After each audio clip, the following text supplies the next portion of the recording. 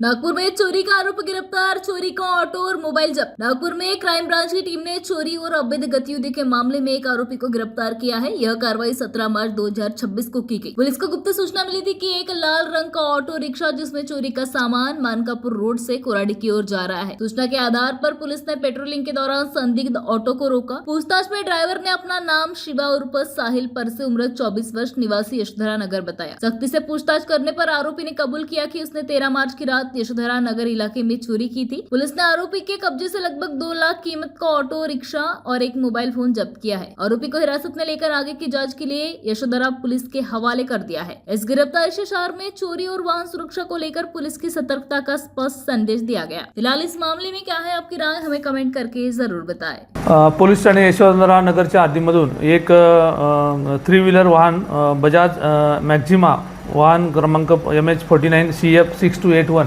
या क्रमांकाची 3 wheeler tempo एक अज्ञात व्यक्तीने चोरून नेल्याची FIR पोलीस स्टेशन यशोधरा या ठिकाणी अपराध नंबर 191/26 दिनांक 14 मार्चला दाखल होती आणि अवघ्या 48 तासाच्या आत आमच्या क्राईम ब्रांच युनिट 5च्या पथकातील NPC राजू टाकळकर आणि हवालदार राजू सिंग राठोड यांना मिळालेल्या गोपनीय माहितीच्या आधारे सदरचे वाहन एका ठिकाणी आरोपी घेऊन जात असल्याची गोपनीय माहिती मिळाल्यानुसार त्याला पाठलाग करून पकडलं आणि त्याच्याकडून हे जे वाहन होतं ते वाहन आम्ही ताब्यात घेतलेलं आहे आणि त्या वाहनाच्या आधारे त्यातील जो आरोपी आहे त्याचं नाव आहे शिवा दशरथ पारशे, वय 24 वर्षे, राहणार धम्मदीप नगर, नागोबा मंदिर जवळ, पोलीस ठाणे यशोधरा नगर अशा प्रकारे आरोपीचं नाव आहे। आणि आरोपींनी हे वाहन त्यांच्या असलेल्या अंतर्गत वादामधून आणि काहीतरी आर्थिक व्यवहार होता त्याच्यामधून हे वाहन खोडसाळपणाने चोरून नेलं होतं अशी माहिती मिळाली।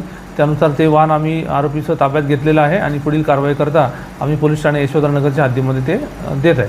आरोपीवर काही केसेस आहेत? आरोपीचा अभिलेख तपासला असता परंतु रेकॉर्डनुसार त्याच्यावर कुठल्याही प्रकारचा सध्या अपराध यापूर्वी दाखल असल्याची माहिती मिळाली नाही आहे, तर त्याबद्दल आम्ही अधिक तपास करीत आहोत। त्यामध्ये जे वाहन चोरी गेलं होतं त्यामध्ये कलम 303(2) भारतीय न्याय संहिता अंतर्गत चोरीचा गुन्हा दाखल करण्यात आला होता आणि अशा प्रकारे ही 3 व्हीलर चोरीची आम्ही ताब्यात घेऊन आरोपीला ताब्यात घेऊन पोलीस ठाणे यशोधरा नगरच्या ताब्यात आम्ही देत आहोत।